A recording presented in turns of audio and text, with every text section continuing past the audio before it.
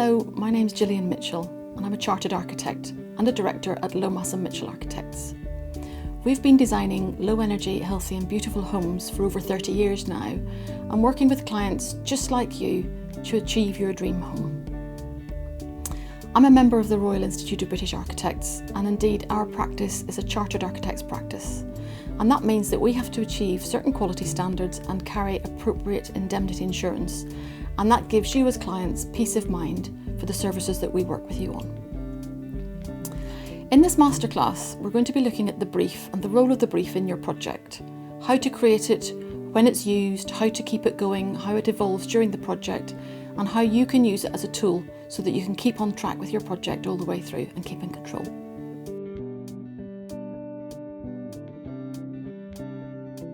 We work with the RIBA work stages all the way through any of our building projects. It's a really great way of keeping on track with the stages and making sure that at each stage we sign off with you and that you know how the project is progressing. It also helps us to work in a really logical and sequential way, and that means that we don't have to go back and revisit decisions at the wrong point in the project.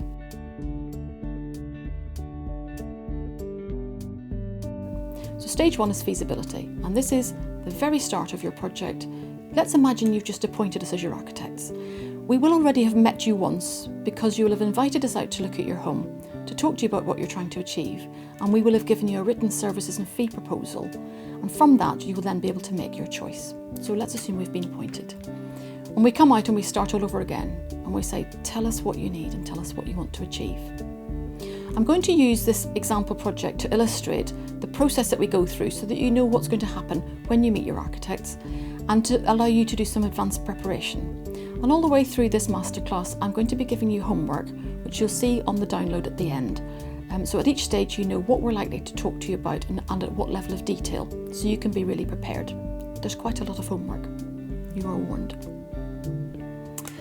So I want to introduce you to our fictitious clients. Project is real, clients are fictitious. This is Phil and Liz. I'd like to introduce you to them. They've lived in their house for over 30 years, bringing up the two children who've now left home. The original house has been extended a couple of times over the years to add space when it was needed, and now they're ready to give it a refresh and to have another look at it as they approach retirement, to decide to bring it up to date. They want to make it more energy efficient, and so they want to invest some of their money in improving the building fabric. They think they want to extend because the house is a bit full when the kids and the grandkids all descend at Christmas. They've considered moving, but they really love their home. It's where they brought up their children and it's the heart of their family. They love the location, so they've dismissed moving. They're going to stay and they're going to try and improve what they've got. So this is the sort of conversation that we'll have with our clients, with you. This is what Phil and Lisa said to us whenever we first met them. What they said was, we want a large side extension with an additional bedroom and an ensuite upstairs, and we want to extend the living room downstairs.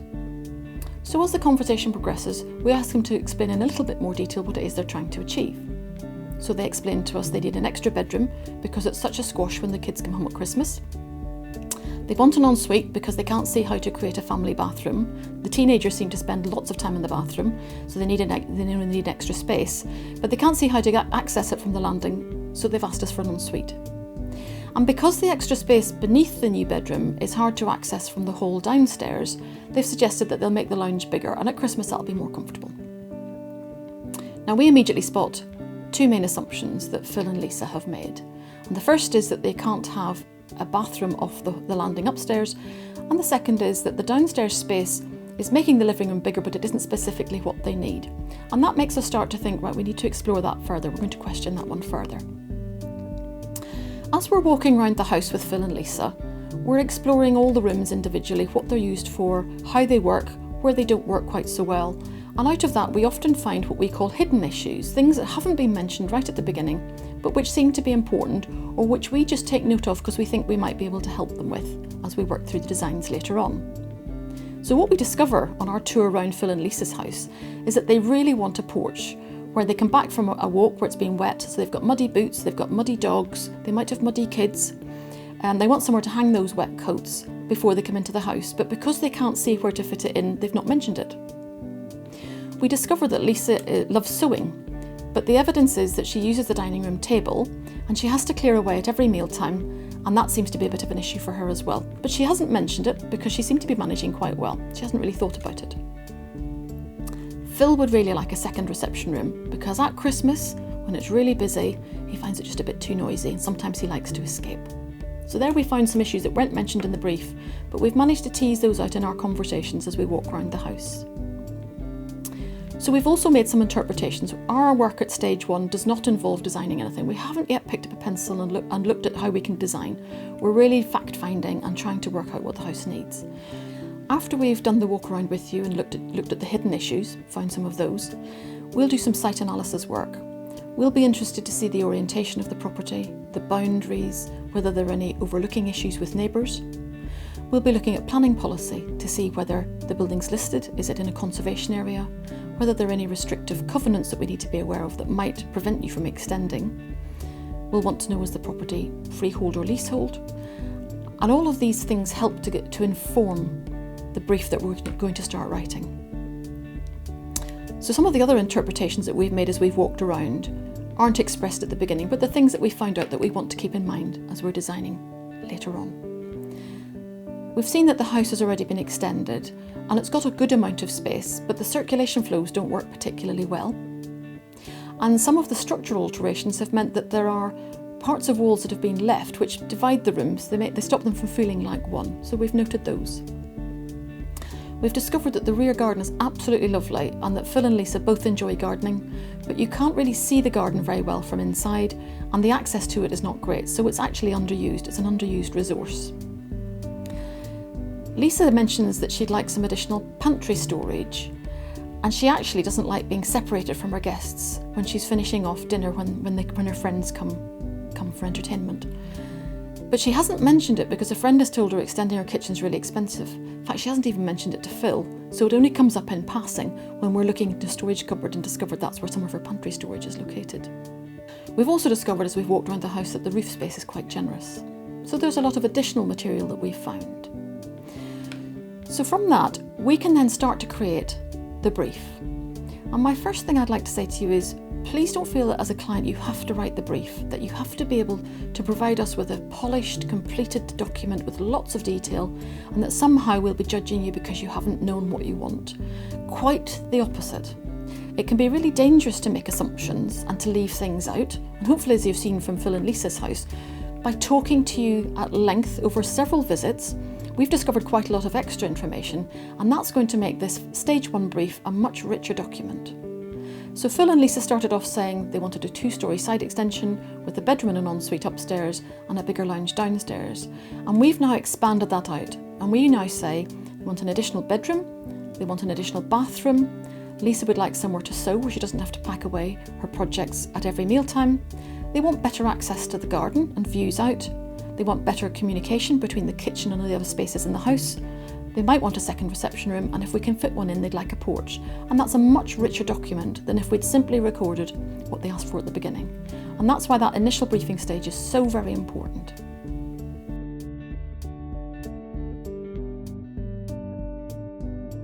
Now we've gathered all that great information, you can see that we now have a very clear picture, not so much of where that space is going to be created, but of what space you require and why you need to have that extra space.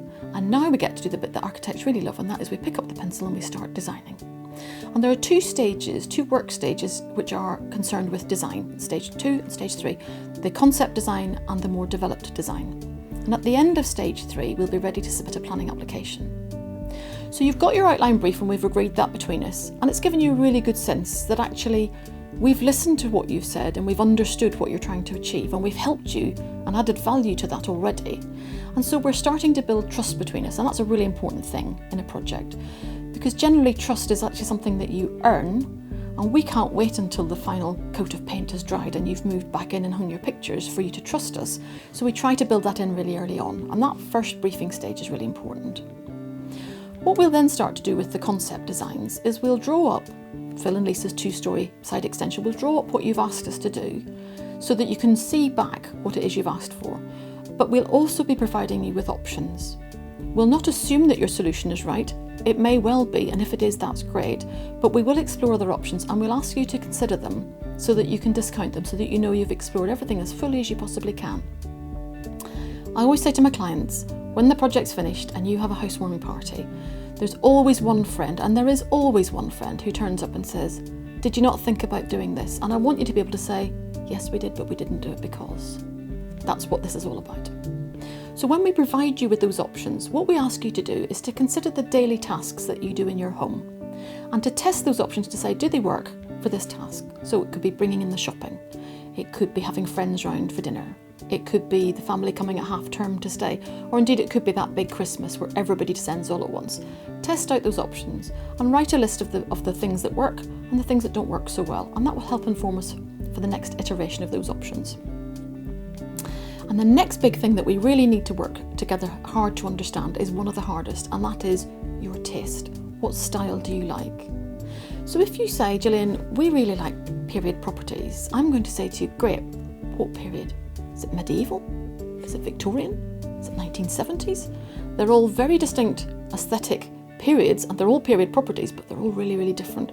So trying to get a sense of what you mean by a period property is important. And similarly, contemporary is a really broad term. So contemporary can mean very minimal, very sleek, very cool, very, very plain, or it can mean something that is actually quite neutral. It's quite simple, it's quite muted.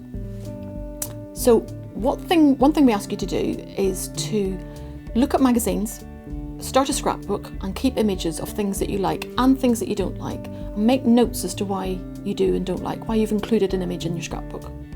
Use Pinterest. It's a great online app. We use it with our clients all the time when we share boards, and it's a great way of exchanging ideas and really getting a sense and really getting to understand what your taste actually is. But again, use the notes function. We've had clients who've put up an image and we thought, oh great, we really understand that, and discovered it's one tiny piece in the corner that they like and they really don't like the rest. So explaining all of that, communicating all of those ideas is really important. And then the other thing we're going to ask you to do at this stage is to start looking at your furniture layouts. And that seems like a really odd thing to do because it's so early on in the process. If you're going to keep some of your furniture, we need to know what size it is, and we need to know that it fits in the spaces that we're creating. So start to consider what you're assuming you're going to keep and what you're assuming you might replace. If you're going to replace furniture, do you know exactly what you want? We did have one client who came up with a sofa that they'd bought before they appointed us. And at the end of the design process, they happily sold the sofa and bought something else that fitted because we could not find a space big enough for this sofa, and they recognised that we started at the back end of the project. But at this early concept design stage, we want you to think about your furniture layouts. We want you to be happy that you can furnish the room and that it will actually do what you need it to do. So it's never too early to start doing that.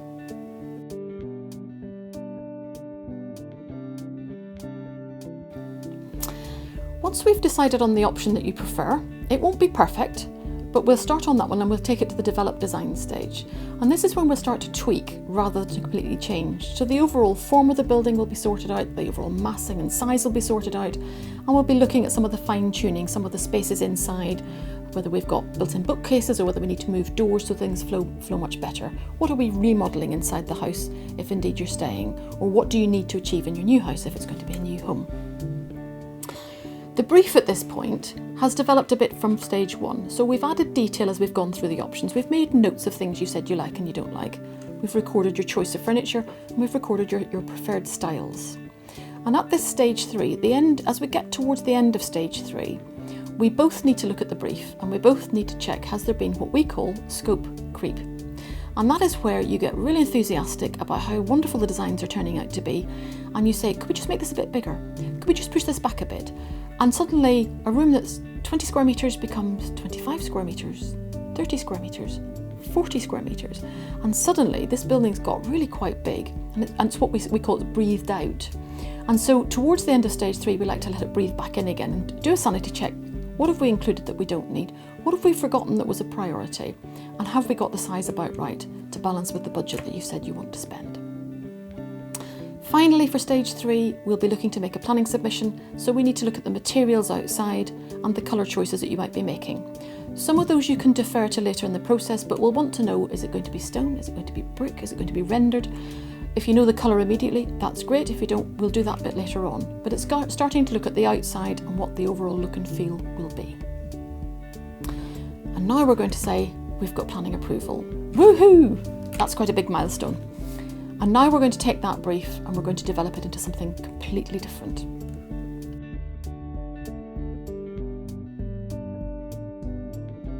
Stage 4 is the technical design stage, and this is where your homework is really going to count.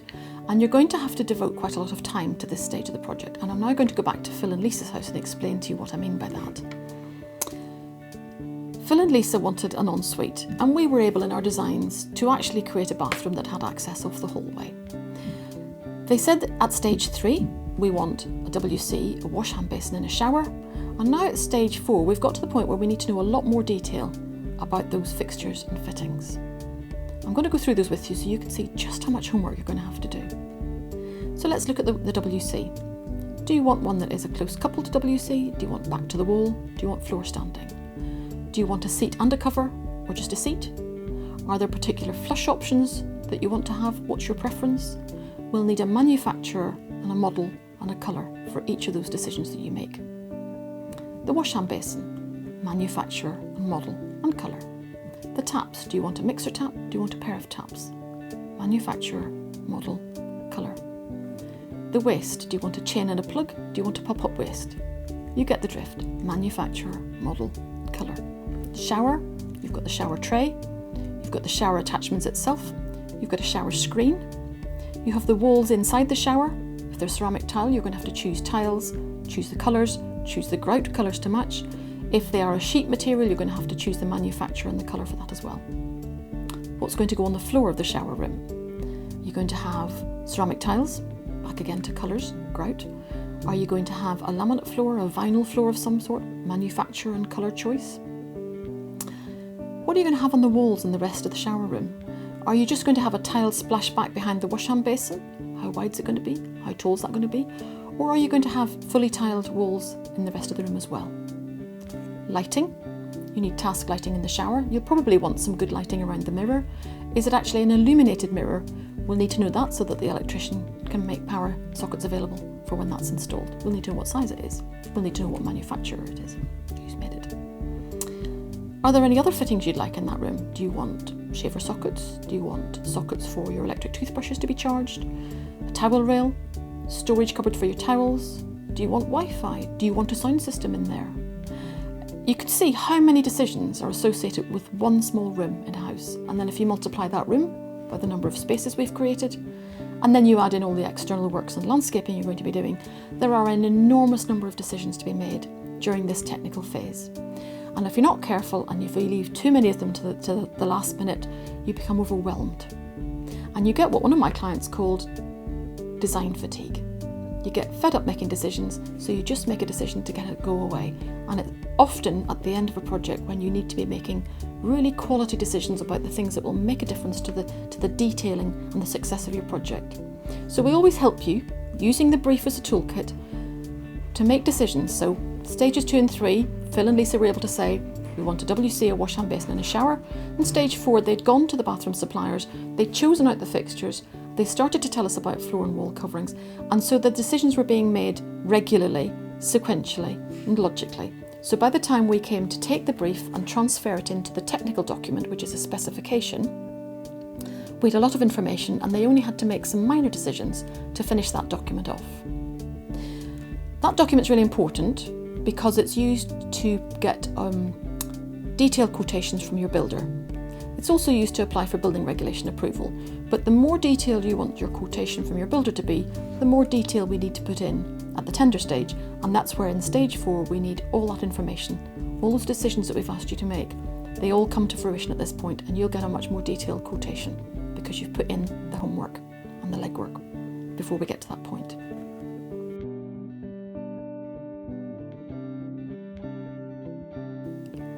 We'll then move on to the final stage of the project, stage 5, which is construction. And this is where you're going to appoint your builder, and then you've got to remember that we're going to have to restart the clock a little bit.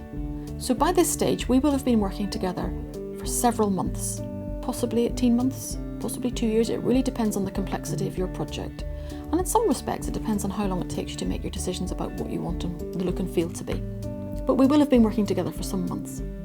The builder will come on board, and he hasn't been involved in any of this process, so he doesn't understand the subtleties of the brief, he doesn't understand why you've made some decisions in some rooms and not in others, and he's looking at the project from a buildability point of view and thinking, well, I could build that much more simply.